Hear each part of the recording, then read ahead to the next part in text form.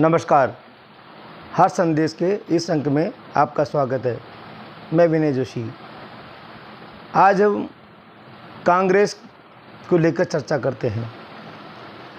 बहुत सी बार ऐसे होता है कि कोई व्यक्ति बहुत ज़्यादा चापलूसी कर रहा है तो वह आपको डुबोने का काम कर रहा है, या उसके मन में कुछ और होता है और बाहर दिखावा कुछ और का होता है।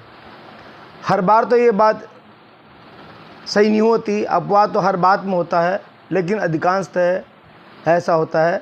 और विशेषकर कांग्रेस को देकर अगर ये बात की जाए तो कांग्रेस में जब भी जिस नेता ने जितनी बड़ी चापलूसी की है उसने उतना ही बड़ा कांग्रेस को नुकसान पहुंचाया है।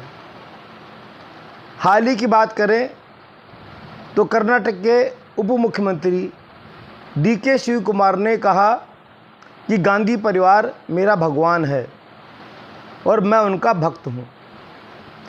क्या चापलूसी की है, चापलूसी की हद की है कि गांधी परिवार को अपना भगवान बताया और खुद को भक्त बताया।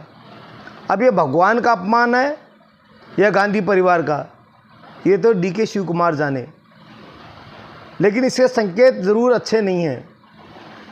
DK शिव कुमार ने विधानसभा में विपक्ष के नेता से बहस के दौरान संघ का गीत गाया था। उसके बात को लेकर जो विवाद उठा तो उस विवाद को शांत करने के लिए DK शिव कुमार ने गांधी परिवार को अपना भगवान बता दिया। अब भगवान क्यों बताया? एक मंशा तो ये है कि वो 2.5 साल के लिए कर्नाटक के मुख्यमंत्री बनना चाहते हैं।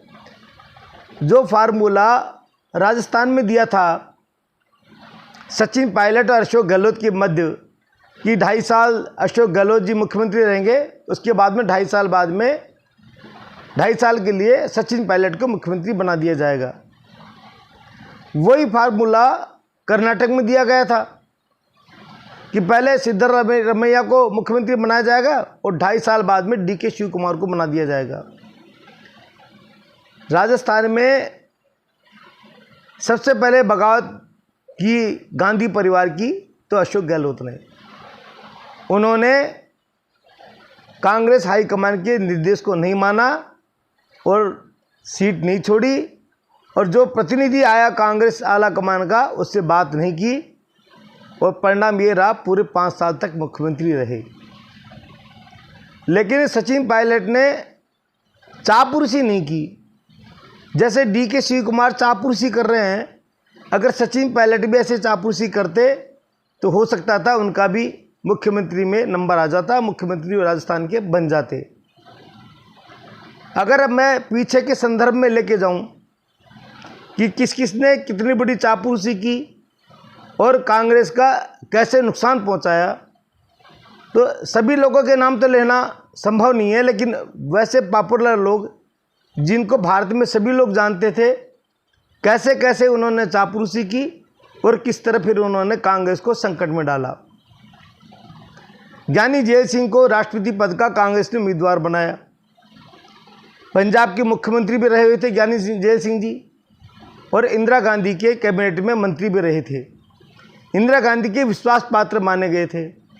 जब उनको राष्ट्रपति का उम्मीदवार बनाया तो एक राज्य में जब अपने प्रचार के लिए गए थे तो पत्रकारों ने पूछा कि आप तो इंदिरा जी के बहुत नज़दीक हो, तो ज्ञानी जैल सिंह ने कहा कि मैं इंदिरा गांधी मुझसे कहे तो मैं झाड़ू लगाने को भी तैयार हूँ। जो व्यक्ति राष्ट्रपति पद का उम्मीदवार है और राष्ट्रपति पद के उम्मीदवार रहते हुए क्या कहा, अगर इंदिरा गांधी मुझसे झाड़ू लगाने के लिए कहे तो भी मैं उसके लिए तैयार हूँ। कितनी बड़ी बात कही। और उसी ज्ञानी जैल सिंह ने जब इंदिरा गांधी के देहांत के बाद में राजीव गांधी प्रधानमंत्री बने, 414 कांग्रेस के सदस्य लोकसभा में जीत कर आए, उसी कांग्रेस को संकट में डाल दिया। उसी कांग्रेस को उन्होंने हमेशा डर बना के रखा कि कब सरकार को हटा दें। राष्ट्रपति के पास में पावर होता है कि वो कभी भी मंत्रिमंडल को भंग कर सकते हैं और किसी भी व्यक्ति को प्रधानमंत्री के लिए नियुक्त कर सकते हैं अगले चुनाव तक के लिए। ये राष्ट्रपति के पास में एक बहुत बड़ा पावर होता है। और 414 के सदस्य होने के बाद भी कांग्रेस में डर बना के रखा ज्ञानी झील सिंह ने। इससे पहले किसने चापलूसी की? वीपी सिंह ने। 1982 में वीपी सिंह ने गाजियाबाद की एक सभा में कहा, 1980 में संजय गांधी की मृत्यु हो गई थी दुर्घटना में। गाजियाबाद में सभा के अंदर वीपी सिंह ने चापलूसी करते हुए कहा कि हमें हमारा कृष्ण दे दो, सारथी दे दो। कौन? राजीव गांधी के लिए, कि राजीव गांधी को अब राजनीति में लिया हो। जैसे भगवान कृष्ण ने अर्जुन के सारथी बने थे, ऐसे हमारे लिए राजीव गांधी सारथी बन जाएंगे। वीपी सिंह ने ये बात कही, चापलूसी की हद पार की। और वही वीपी सिंह ने 1986-87 के अंदर बोफोर्स का मामला 1986 में ही उठाया। बोफोर्स का मामला उठाया, कांग्रेस से अलग हुए और कांग्रेस को तोड़ा। उसमें अरुण नेहरू भी शामिल थे और लोग भी शामिल थे। तो जिन लोगों ने सारथी बताया, वो इन्हीं लोगों ने उस राजीव गांधी को संकट खड़ा कर दिया।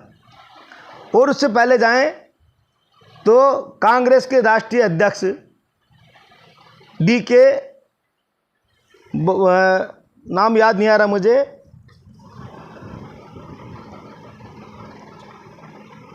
डीके बरुआ ने इंदिरा गांधी के लिए क्या कहा? Indira is India, India is Indira.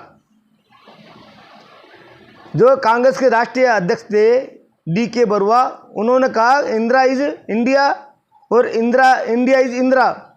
इतनी बड़ी चापलूसी करने वाले व्यक्ति ने 1 जनवरी 1980 को इंदिरा गांधी को कांग्रेस से निकाल दिया। इंदिरा गांधी को जो आदमी इतनी ज़बरदस्त चापलूसी कर रहा था, उसी व्यक्ति ने इंदिरा गांधी को कांग्रेस से बाहर निकाला। और इंदिरा गांधी ने 1980 में नई पार्टी का गठन किया, कांग्रेस आई। और जो आज चुनाव चिन्ह हाथ का पंजा है, वो 1980 में कांग्रेस आई के नाम से इंदिरा गांधी ने जो अलग पार्टी बनाई, उसका चुनाव चिन्ह रहा। उससे पहले गाय बछड़ा था और उससे पहले बैलों की जोड़ी थी। तो ये संकेत हैं। तो मुझे ऐसा लग रहा है कि ये जो चापलूसी कर रहे हैं, वो कहीं पार्टी को तोड़ने की स्थिति में तो नहीं है। बगावत की शुरुआत तो अशोक जी गहलोत ने की थी। राहुल गांधी और सोनिया गांधी के निर्दोषों की अवहेलना सबसे पहले किसी ने की तो राजस्थान में अशोक जी गहलोत ने की। और चापलूसी की पराकाष्ठा अभी तत्काल के समय में देखा जाए तो डीके शिव कुमार ने की। कांग्रेस इस समय इतनी कमज़ोर भी होती जा रही है कि शशि थरूर के खिलाफ या जो लोग कांग्रेस की नीति के खिलाफ बोल रहे हैं, कांग्रेस उनके खिलाफ कोई कदम उठाने का साहस नहीं कर रही।